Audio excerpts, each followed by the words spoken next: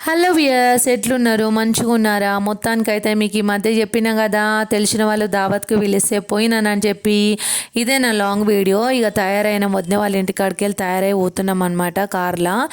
ఇక పిల్లలది ఏడోడుస్తుంది చెప్పుని, ఇంతమందికి తానాలు జపాలు పూజలు ఇవన్నీ కావాలంటే ఉట్టిగానే అవుతుందా? ఇక మొత్తానికైతే దావత్ కాడ వచ్చిన ఫస్ట్ టైం చూసిన నిజంగా నేను ఇట్లా ఎల్లమ్మ పట్నం అనేది. ఎల్లమ్మదేవి కళ్యాణం అంట. ఎవరైనా ఇట్లా మస్తు మంచిగా వేసిర్రు. ఎవరికైనా తెలుసా? నా కామెంట్ బాక్స్లో కామెంట్ చేయుర్రి. ఎంత బాగా అలంకరించారంటే సాక్షాత్ రేణుకమ్మ దేవి, రేణుకా ఎల్లమ్మ దేవి నిజంగా అక్కడ ప్రతిష్ఠించిందేమన్నట్టుగా అనిపించింది. చుట్టూ 4 మూలల దారాలు పెట్టి కుండలు పెట్టి ఇంకా పూజ చేసేవాళ్ళు అక్కడ కూర్చున్నారనమాట. మా చుట్టాలు అంటే మా వారికి బావ అవుతాడు ఆ అన్న.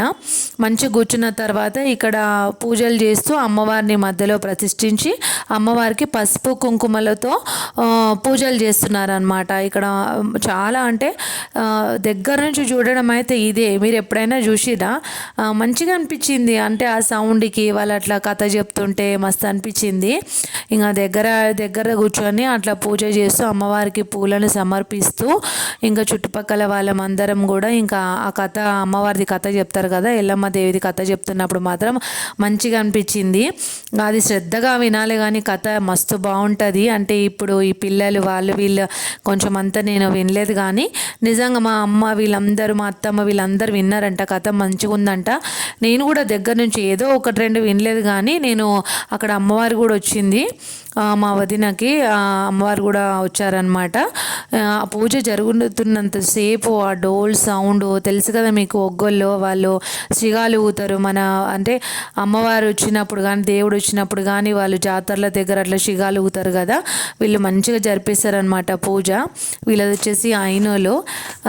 దగ్గర ఎంత బాగా చెప్పారంటే, అంటే కథ చెప్పడం అన్నది కూడా అది చాలా ఈజీ కాదు, అవునా?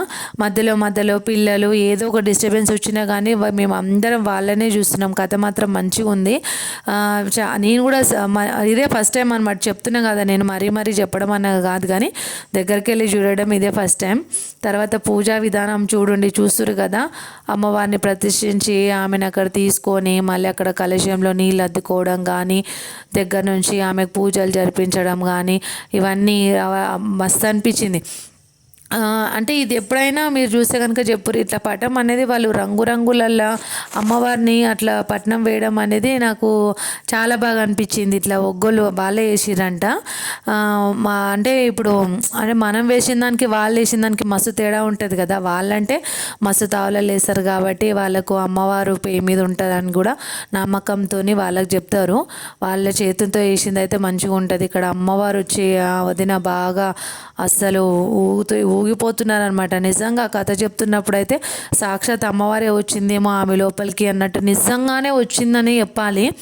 ఆమె అలానే అంటే కథ చెప్తున్నప్పుడల్లా అమ్మవారు రావడము, నిజంగా అమ్మవారు కూడా అక్కడ ఉన్నట్టుగానే అనిపించింది. చూడండి మీరు కూడా. ఇక్కడ మేమందరం చుట్టుపక్కల కూర్చొని వీడియో అంటే తీస్తున్నాను, నేను కథ కూడా విన్నాను. ఇక్కడ పూజ అయిపోయిన తర్వాత ఇంకా అమ్మవారిని చూస్తున్నారా, అదే బేసన్ అంటాం కదా మనం, ఆ పళ్ళెంలోకి తీసుకొని ఇప్పుడు అమ్మవారికి అభిషేకాలు అవన్నీ చేస్తారు, వాళ్ళతో చేయిస్తున్నారు. ఇంకైనా దగ్గరుండి ఒక ఆయన అంటే అమ్మవారు వస్తారు కదా, వాళ్ళే పూజలు జరిపిస్తారు కాబట్టి అమ్మవారిని అలా కడిగి అమ్మవారికి ఇప్పుడు బియ్యం పోయడం కానీ, ఆమెకు చీర పెట్టడం కానీ ఇవన్నీ చూడండి. ఇది మాసన్గూడలో జరిగిందనమాట. మా చుట్టాల వాళ్ళ ఇంటి దగ్గర. వాళ్ళు 5 సంవత్సరాలకు ఒకసారి చేపిస్తారంట. అంటే ఇప్పుడు మనము దేవునికి ఎట్లా అంటే మంచిగా అనిపించినప్పుడల్లా మొక్కు ఉంటే చేస్తూ ఉంటాం కదా, వాళ్ళు కూడా అట్లా 5 సంవత్సరాలకు ఒకసారి చేస్తారంట. చిన్నప్పుడు ఎప్పుడో మా బాబు చిన్నగా ఉన్నప్పుడు అంటే చేశారు. ఇప్పుడు మళ్ళీ 5 years తర్వాత ఇప్పుడు చేస్తున్నారంట. ఫస్ట్ టైం పిలిచారు. నేనైతే ఫస్ట్ టైం వెళ్ళినా, వాళ్ళు పిలవడం అని కాదు, నేను వెళ్ళడము. ఇదివరకు ఒక 2-3 సార్లు పిలిచినా కానీ వెళ్ళలేని పరిస్థితిలో ఉండే. కానీ ఫస్ట్ టైం వెళ్ళినా కానీ మంచిగా అనిపించింది. అంటే ఇంత పెద్ద పూజకి ఇట్లా దగ్గరుండి చూస్తున్నానా అన్నట్టు బాగా అనిపించింది నాకు.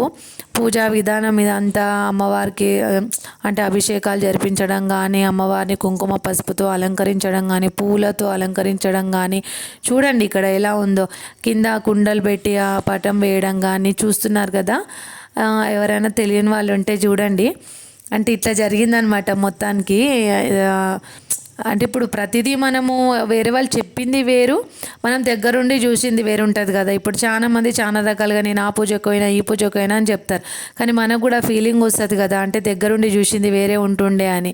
ఇంకా అమ్మవారికి అభిషేకం అయిపోయిన తర్వాత ఆ నీళ్ళని తీసుకెళ్ళమని చెప్పారు ఆయన. తర్వాత ఇంకా అంటే అప్పటికే టైం అయిపోతుంది అనమాట, దగ్గర దగ్గర 2 అవుతుంది.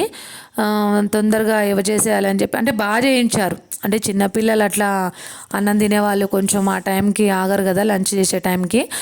మంచిగానే టైంకే అయిందనమాట. 2 అట్లా అయితే ఇంకా అందరికీ భోజనాలు కూడా పెట్టిర్రు. ఇంక ఇప్పుడు హారతి అమ్మవారికి అవన్నీ ఇస్తున్నారు చూడండి. నేను చెప్పడం అని కాదు, మీరు చూస్తుంటే కూడా అర్థమైంది కదా పూజా విధానం, అలంకరణ ఎంత మంచిగా ఉంది కదా. చూసేయండి. ఇంకా హారతి ఇస్తున్నారు, అందరం హారతి కూడా తీసుకున్నాము. తర్వాత ఇంకా వాళ్ళని లేపిన తర్వాత ఇంకా అమ్మవారికి దండని సమర్పిస్తున్నారనమాట. అప్పుడు చప్పట్లు కొట్టమని కూడా చెప్పారు. ఇదంతా ఆయనే జరిపించారు. తర్వాత ఇంకా ఇక్కడ అందరికి తెలుసు కదా అమ్మవారి కళ్యాణం అంటే ఇంకా ఎలా జరిపిస్తారు, బియ్యం పోయడం ఇవన్నీ కూడా జరిగినాయి అనమాట. చూడండి, ఆయన స్టార్ట్ చేశారు. ఆ ఒక్క ఆయన స్టార్ట్ చేసిన తర్వాత వేరే వాళ్ళతో ఆయనే పోసారనమాట బియ్యము. తర్వాత వీళ్ళు ఇంకా వెనకాల నించున్నారు. అంటే ఇప్పుడు అమ్మవారికి బియ్యం పోసిన తర్వాత మొక్కుకున్న తర్వాత సారే అవన్నీ పెడుతుంటాము. ఇప్పుడు వీళ్ళిద్దరితో కూడా పోయించారు, అమ్మవారికి బియ్యం పోసిర్రు. ఇంకా ఈ చుట్టుపక్కల ఇంకా చాలామంది ఉన్నారు. అంటే నేను వీడియో ఫస్ట్ టైం కాబట్టి నేను ఇంకా పూజలు అసలు అట్లా చూస్తుండిపోయినా. చెప్పినా కదా, నేను ఇంత లైవ్లో ఉండి వేరే వాళ్ళు చెప్పడం అంటే చెప్తారు, కానీ ఇట్లా నేను చూసింది అయితే నాకు మంచిగా అనిపించింది అబ్బా, నిజంగా చెప్తున్నా. ఎవరైనా సరే కదా, ఇప్పుడు మన ఫ్యామిలీలో చెప్తారు చాలామంది, నేను అక్కడికి పోయినా ఇక్కడికి పోయినా ఆ పూజ ఈ పూజ అని, కానీ అది లైవ్లో జరిగితే అది వేరే ఉంటుంది. నాకైతే అసలు నిజంగా పూజ అయినంతసేపు అక్కడ నుంచి జరగలేదు అనుకోండి.